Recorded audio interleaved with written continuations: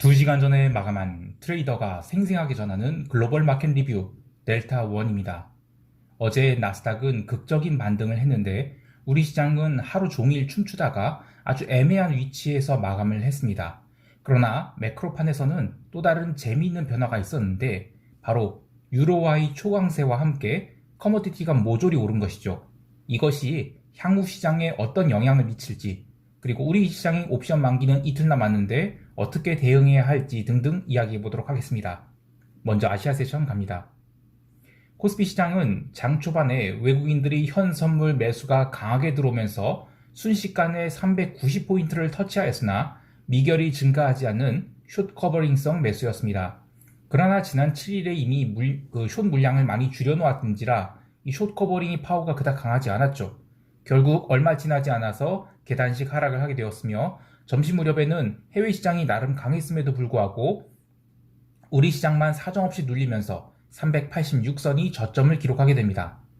그런데 이렇게 하락할 때 외국인이 선물 매도가 주된 역할을 하긴 하였지만 선물 매도의 규모가 고작 3,500억 밖에 되지 않았는데 4포인트나 밀렸어요.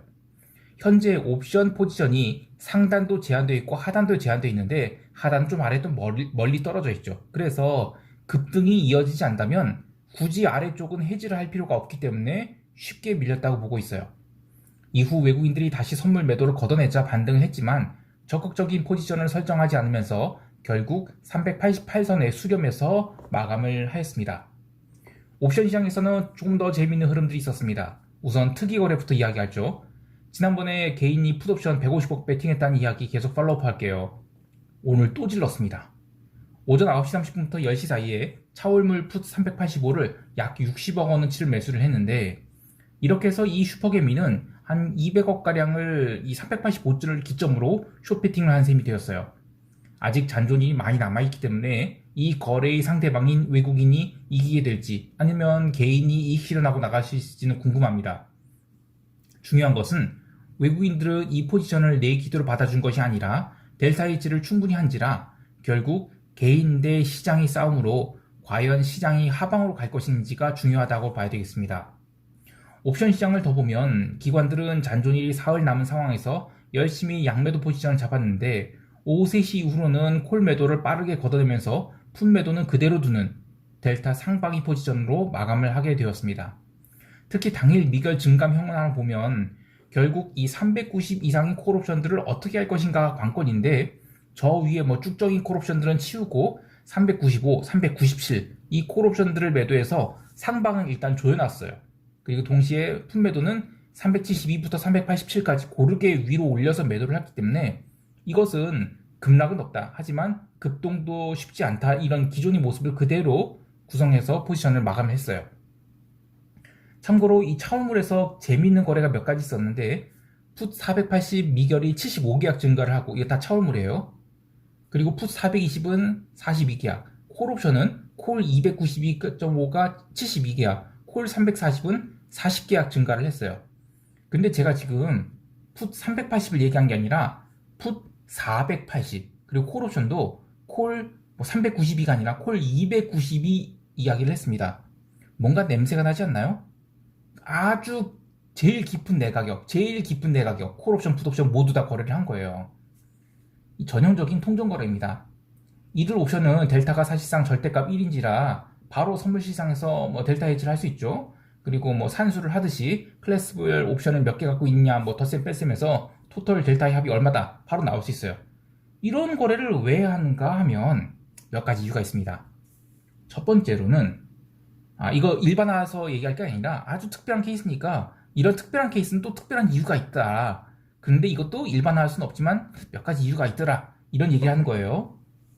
약간은 걸러서 들으세요. 자, 첫 번째는 거래 대금이 크다는 것입니다. 따라서 한 거래에 대한 수수료가 상당히 크게 나와요. 증권사 법인부가 됐던 개인 큰손 담당 PB가 됐던 거래 수수료 수입이 필요할 경우에 간혹 이렇게 부탁을 해서 저런 식으로 델타 중립 거래를 하면서 수수료 수입을 만들어내고 일부는 그렇게 해서 접대를 할 재원을 만들기도 하죠. 물론 이게 쌍팔년도 얘기할 수 있겠지만 어쨌든 오늘 거래된 극내가격 콜옵션과 풋옵션 거래 대금을 계산해보면 이거 수수료 수입이 굉장히 큰 금액이 됩니다. 자, 두 번째로는 크레딧 포지션을 만들 목적으로도 사용해요. 이게 무슨 얘기냐면 옵션을 매도를 하게 되면 현금이 들어오죠.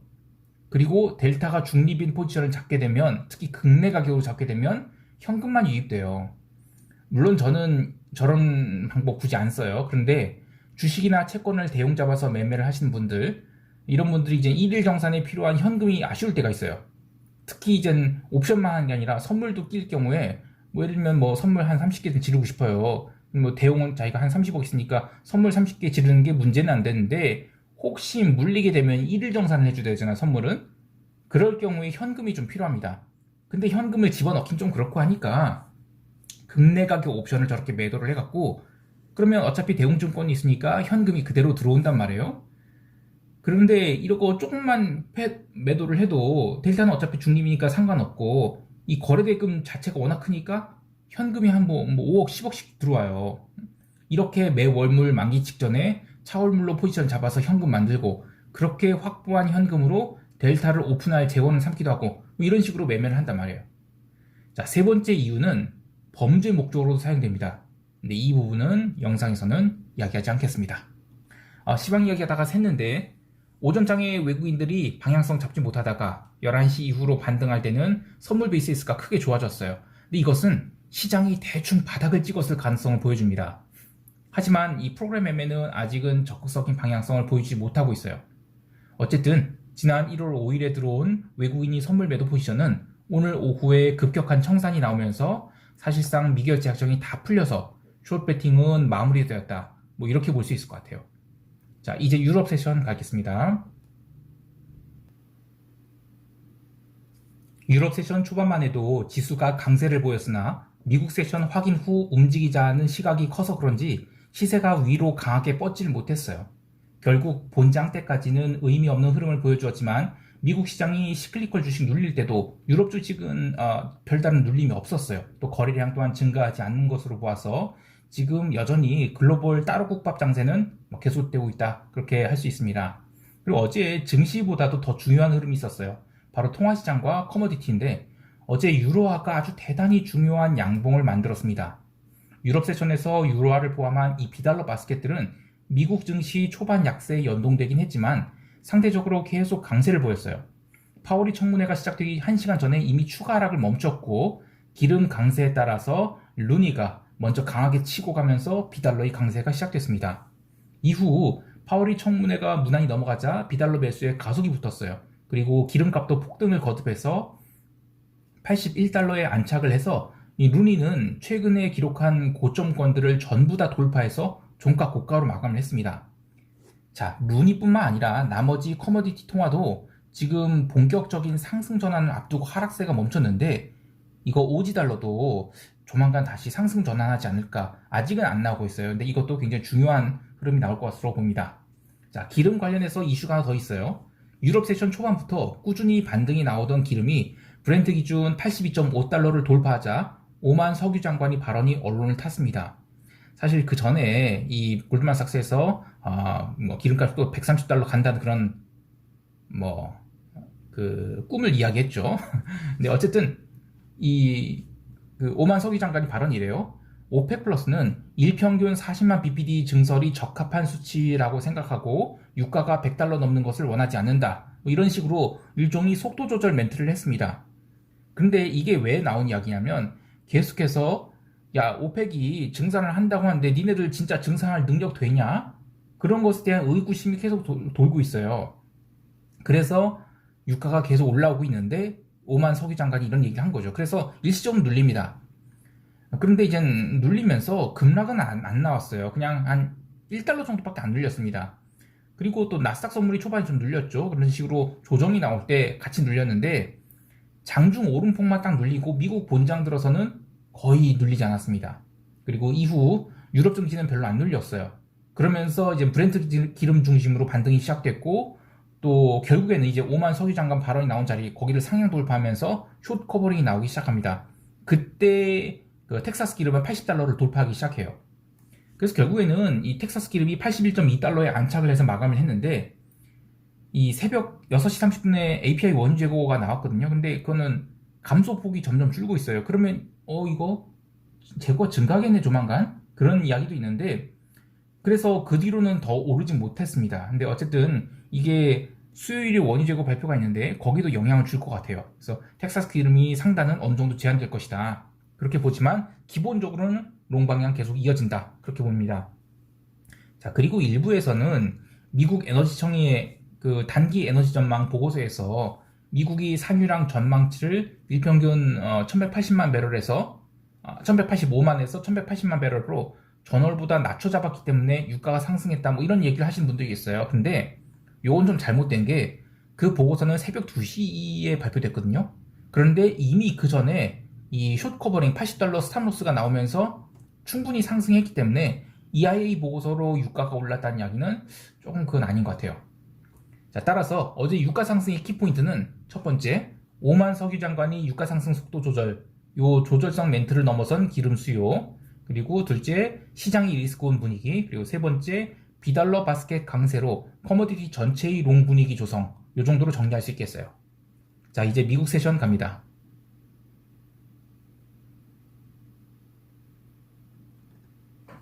미국 세션 이야기를 하기 전에 이 파월이 청문회 모두 발언 원고가 이미 유출되어서 돌아다니고 있었어요. 역시 인플레이션 안정을 위해서 주저하지 않고 필요한 정책 수단을 사용할 것이다. 뭐 이런 호키시한 멘트로 가득 차 있었죠. 그런데 유럽 세션 초반 강세가 나올 때 미국 지수 선물들은 나스닥 기준 플러스 0.5%까지 올라갑니다. 그리고 미국 본장 개장 1시간 전 프리마켓 호가가 또 대형 기술주에서 매도세가 쫙 이렇게 나오죠. 그래서 결국엔 나스닥은 마이너스 출발을 했습니다. 하지만 어제 미국 시장의 약세 흐름에 약간 이상한 부분이 있었어요. 본장 들어서 주요 지수들이 모두 밀리기 시작하면서 시클리컬들이 또 밀리기 시작했죠. 그래서 장중에 다우지수가 가장 많이 하락을 하게 됐습니다. 처음 30분 동안 다우지수의 하락폭은 마이너스 0.84%에 달했는데 그렇게 하락이 나오고 반등 시도가 여러 번 있었지만 나스닥 위주로 반등이 나오면서 점점 나스닥과 다우의 격차가 벌어지게 됩니다. 어제 멤버십 회원들과 커뮤니티 게시판에서 이야기 나눴듯이 이 JP모건이 마르코 콜라노빅이 경기 민감주가 강세를 보이고 테크 주식 등 약세를 보일 거라고 했는데 또 정반대로 또 TQQQ랑 이 FNGU의 매수가 들어오면서 나스닥은 상대적으로 잘 버텼고 결국 유럽 세션 마감 30분 남겨놓고 나스닥은 급등을 시작합니다. 여기서도 이 파월의 발언 때문에 나스닥이 올랐다고 이야기하시는 분들이 있는데 트레이더의 관점에서 보면 파월이 원고가 유출돼서 초반에는 눌림이 있었으나 정작 의회에 출석하고 처음 모두 발언할 때는 이미 시장이 반등을 시작했어요. 그리고 유럽도 같이 반등하면서 비달러가 빠르게 상승세로 전환되고 리스크온이 나오자 나스닥도 급등을 시작합니다. 그리고 유럽 마감 때 이미 나스닥은 15,800선까지 도달을 했어요. 그리고 청문회 질의응답 계속되는 동안에는 나스닥 지수는 빠지지 않았을 뿐 위에서 막 더 치고 올라가진 못했습니다. 그렇게 나스닥은 15,800선에서 변동성 죽여놓고 고가권에서 끝까지 붙어서 마감을 했는데 그런데 다우지수는 낙폭만 줄여서 플러스로 올리지 못했어요. 자, 결국 전일 미국 시장의 흐름은 여전히 시장에는 대기 매수세가 많다는 것, 그리고 의외로 이번 주 초에는 이 시클리컬 매수가 적고 빅테크 매수가 더 강하게 들어오고 있다는 것, 이런 것이 특징이라고 할 수 있겠습니다. 시장이 계속 뭔가 선반영하려고 하고 또 이벤트를 끌어와서 해석하려는 것 같은데 오늘 파웰이 청문회에 시장이 무너질 것이라는 베팅을 한 쪽이 좀 많은 것 같아요. 근데 쇼포드를 아주 철저하게 뭉개뜨리면서 반등을 했고 이렇게 되면 이길 CPI 발표 때 의외로 시장이 충격을 받지 않거나 충격을 모두 흡수한 채 또 올라서 마감할 수 있겠다 이런 생각도 듭니다. 변동성 지수 또한 얼마 상승하지 못하고 그대로 밀렸는데요. 하지만 변동성 지수와 선물이 괴리가 거의 좁혀진지라 그만큼 양쪽 방향 모두 강하게 움직일 때가 다가오고 있음을 추정할 수 있습니다. 저는 이 다음 주에 이제 이 변동성 선물 만기거든요. 그래서 다음 주 초에 한번 움직임이 나오지 않겠나 생각합니다. 자, 그리고 어제 시장에서 꼭 짚고 넘어가야 될 게 이 차이나 드래곤 종목들을 또 미국 본장 시작하자마자 급등을 해요. 알리바바 같은 중국 지수들이 연속적인 상승이 이 홍콩 지수 선물의 야간 세션에서 또 상승을 불러일으켰는데 이렇게 되면 1월 들어 홍콩 지수 선물의 YTD 수익률이 5%를 넘길 수 있겠다는 생각이 들어요. 작년에 홍콩 증시가 마이너스 30% 가까이 언더퍼폼을 했는데 이 부분에 대한 숏 커버링이 계속되는 것으로 봅니다. 자, 이제 시장 총평하면서 대응 전략 이야기할게요. 코스피 시장은 만기가 이틀 남은 상황에서 위아래쪽 모두 닫혀 있다고 봅니다. 근데 미국 증시가 지금 갭상승으로 마감한 것도 그렇고 중국 주식 매수세가 워낙 강하게 들어온지라 우리 시장은 갭상승할 경우 상방 델타를 열어놔야 된다고 봅니다. 사실 이 만기주만 아니라면 초강력 선물 매수를 질러볼 만한데 전일 오버나이트한 콜 390 매도분은 시가에 일단 무조건 절반 정리하고 3.5포인트 넘어가면 나머지 물량도 모조리 손절할 계획입니다. 이번 옵션 만기는 이 레인지를 상당히 조여놨어요. 그래서 옵션이 신규 발행 여력은 없다고 봅니다. 따라서 어느 클래스에서 어느 행사가에서 환매가 나온지를 잘 관찰해야 됩니다. 현재로서는 콜 390부터 395 그리고 풋은 390부터 385인데 굉장히 좁죠 레인지가. 근데 초반에 갭이 뜰 경우 바로 선물 매도가 나오면 그리고 개인들이 콜에 쫙 물리기 시작하면 시장에서는 굳이 환매가 나올 거 없이 또 박스권이라고 봅니다. 그런데 만약에 갭상승이 나와서 콜 390부터 환매가 쫙 들어오기 시작한다. 그러면 시장은 위로 크게 열립니다. 특히 홍콩 세션 열리고 홍콩 지수 선물 밀리지 않으면 시장은 아주 큰 폭의 상승이 가능하다고 봐요. 그래서 감마가 살아나는 것에 철저히 대비해야 되겠습니다. 해외 시장은 커머디티 추가 상승 보고 있습니다. 또 유로화 또한 며칠 동안 도지가 나오면 그 뒤에는 또 강한 상승이 나올 것이라고 보고요. 아직은 유로화 옵션이 당월물이 된 지 얼마 지나지 않아서 옵션 프리미엄이 굉장히 뚱뚱합니다. 그래서 옵션 매수를 할 때는 아니라고 보는데 이번 주 내내 유로 선물 매수는 포지션을 계속 끌고 갈 생각입니다. 기름이나 구리 같은 원자재도 그렇지만 농산물도 조심스럽게 롱 방향 보고 있는데 늘 이야기하지만 농산물은 제 영역이 아닌지라서 일단 쳐다만 보고 있습니다. 연초에 시장 방향이 계속 엇갈리고 또 변동성 또한 적지 않기 때문에 조급해하지 마시고 포지션을 모아간다 생각하시면서 대응하셨으면 좋겠습니다. 오늘도 성공 투자하시길 바라며 이상 델타원이었습니다. 감사합니다.